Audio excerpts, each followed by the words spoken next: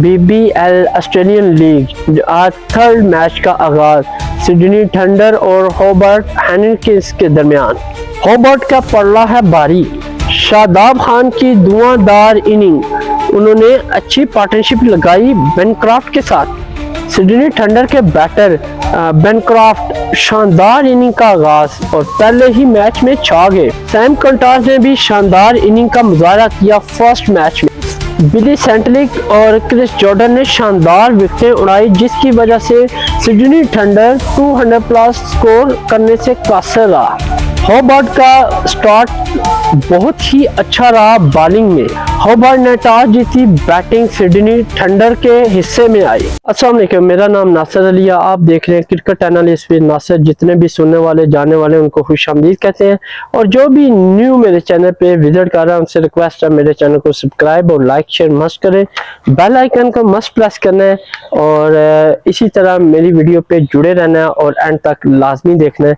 और आप लोगों की ही सपोर्ट की वजह से मैं आगे बढ़ सकता हूँ। नाज़रीन, जैसा कि आपको पता है BBL सीजन 2025 आगाज हो चुका है ऑस्ट्रेलिया में, और उसका थर्ड मैच जो कि सिडनी थंडर और होबार्ट के दरमियान जो मैच है उसके हवाले से हम आपको आगाह करेंगे। अगर मैं आपको यहाँ पे बताता चलूँ तो दोनों ही टीमें बड़ी ही स्ट्रॉन्ग है। और सबसे पहले यहाँ पे ग्राउंड की बात हो, निजा क्रिकेट स्टेडियम होबार्ट है और यहाँ का ये ग्राउंड बहुत ही खूबसूरत है।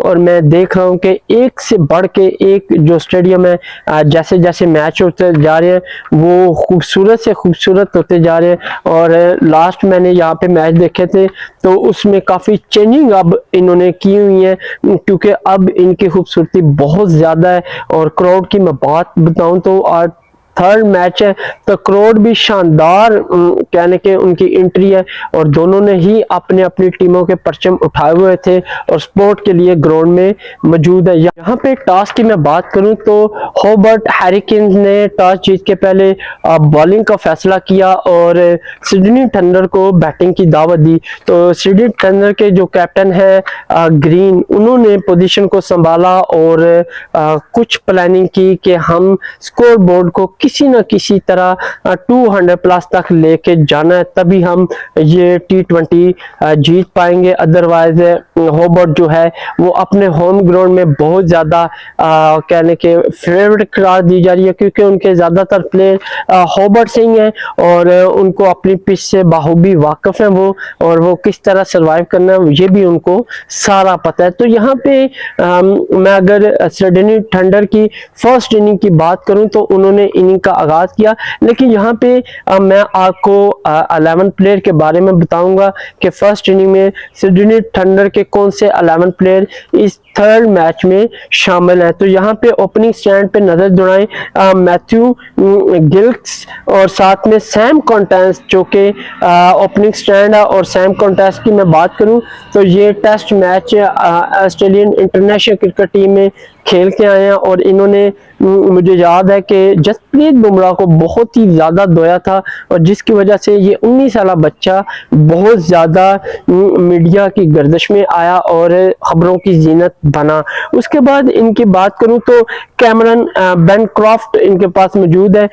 अगर इसकी बात करें तो ये भी टेस्ट क्रिकेटर है ऑस्ट्रेलिया के साबिक, क्योंकि अभी इनको नहीं खिलाया जा रहा। बस इनकी बैड लक थी कि साउथ अफ्रीका में जारी मैच में इन्होंने बॉल टेम्परिंग की थी, जिसकी वजह से इनको भारी सजा मिली और उसके बाद ये टीम को ज्वाइन नहीं कर पाए। लेकिन जाती तौर पे प्लेयर की मैं बात करूं तो बहुत ही शानदार और अच्छा प्लेयर है। मैंने इसके बड़े ज़्यादा टेस्ट देखे हैं और बड़े प्यार से और अच्छे अंदाज से अपनी इनिंग को आगे बढ़ाता है। ना ज़्यादा तेज़ खेलता है, ना ज़्यादा स्लो, दरमियानी बैटिंग करता है और 20 से रन निकालता है, और इसमें ये बहुत ज़्यादा महारत हासिल रखता है। तो देखते हैं इसके सिडनी थंडर को कितनी अहम कामयाबी ये बंदा दिलाता है।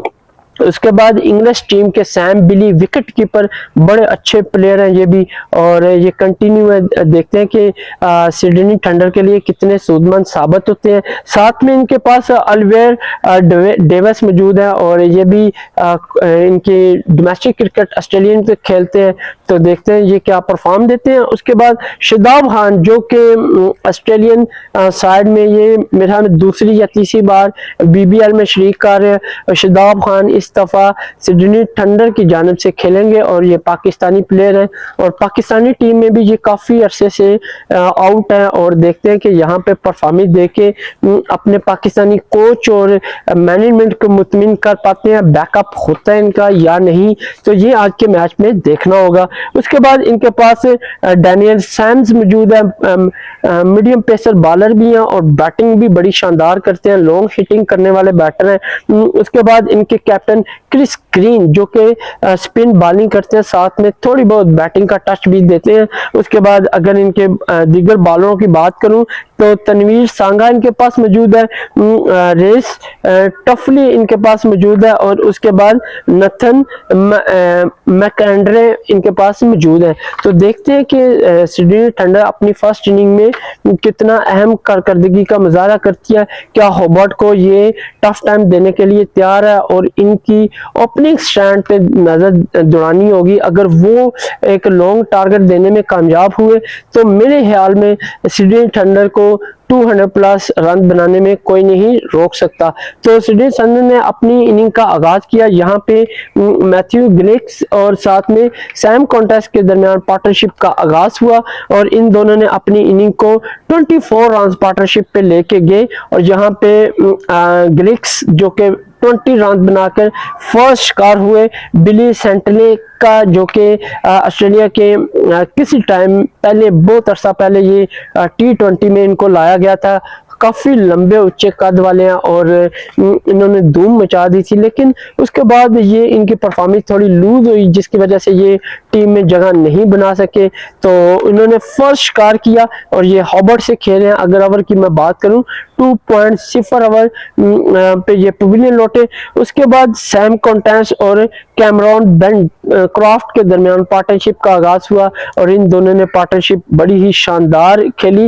और यहाँ पे मैं इन दोनों की पार्टनरशिप की बात करूं तो 45 रन की पार्टनरशिप लगी, और सैम कॉन्टेस्ट की हिट्स जो कि मशहूर है बैकअप पे, तो वो भी उन्होंने लगाई, और वो इतनी लॉन्ग बारी तो ना खेल सके। अगर मैं यहाँ पे सैम कॉन्टेस्ट की बात करूं 28 रन उन्होंने बनाए, और U69 पे 2 खिलाड़ी सिडनी थंडर के पवेलियन लौटे, और ये भी बिली सेंटले का शिकार हुए, और यूं उन्होंने बैक टू बैक विकेट हासिल करके होबार्ट के लिए एक शानदार कामयाबी समेटी। तो अगर मैं होबार्ट की बात करूं तो उन्होंने बड़ी ही शानदार बॉलिंग का मुजाहरा किया। 69 पे सिडनी थंडर के जो 2 खिलाड़ियां उनको पवेलियन भेजा। अगर सैम कॉन्टेस्ट की बात करूं तो बहुत ही स्ट्रॉन्ग बैटर है, ये यंगेस्ट 19 साल लड़का है, लेकिन हिट बड़ी पावरफुल लगाता है, और ये अच्छा हुआ होबार्ट के लिए कि 28 पे ये पवेलियन लौट गया, अदरवाइज उनकी शामत आ जानी थी। उसके बाद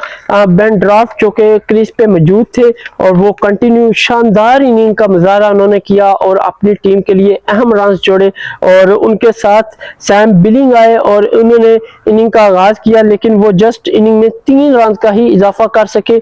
77 पे थर्ड शिकार हुए होबार्ट के बॉलर क्रिस जॉर्डन का, जो कि इंग्लैंड से तलक रखते हैं और मोस्ट सीनियर बैटर है जिन्होंने ये विकेट हासिल की। ओवर की बात करूं तो 9.2 ओवर में सिडनी थंडर के 3 खिलाड़ी 77 पे पवेलियन लौटे। उसके बाद बेन ड्राफ्ट और साथ में ऑलिवर डेविस जो कि क्रीज पे मौजूद थे, इन दोनों ने इनिंग का आगाज किया, लेकिन डेविस जस्ट 2 रन बनाकर ये भी कुछ खास परफॉर्मेंस ना दे सके। 79 पे 4 खिलाड़ी पवेलियन गए। ओवर की बात करूं तो यहाँ पे 10 ओवर हो चुके थे, और ये भी सेकंड शिकार क्रिस जॉर्डन का हुआ है, और उन्होंने बड़ी ही शानदार विकेट हासिल की, और सिडनी थंडर के लिए मुश्किल से मुश्किल होता जा रहा था। जैसा जैसा कि 200 प्लस का उनका टारगेट था, लेकिन वो उसमें अचीव करते मुझे नजर नहीं आए। उसके बाद बेन ड्राफ्ट और शादाब खान के दरमियान पार्टनरशिप का आगाज हुआ और इन दोनों ने बड़े ही शानदार अंदाज से इनिंग को आगे बढ़ाया और 59 रन की पार्टनरशिप दी अपनी टीम को। और यहाँ पे बेन ड्राफ्ट जो कि 61 रन बनाकर पवेलियन लौटे। बेन ड्राफ्ट की बात करूं तो इसी तरह वो 50 और सेंचुरी बनाते रहे, तो उनको इंटरनेशनल टीम में कोई नहीं रोक सकता। और अगर यहाँ पे बेन ड्राफ्ट की इनिंग की बात करूं तो 61 रन बनाकर वो पवेलियन गए और ये बिली सेंटलेक का शिकार हुए। यूं बिली ने 3 खिलाड़ियों को पवेलियन भेजा और बड़ी विकेटें ली। अगर मैं सिडनी थंडर की बात करूं 138 पे 5 खिलाड़ी पवेलियन गए।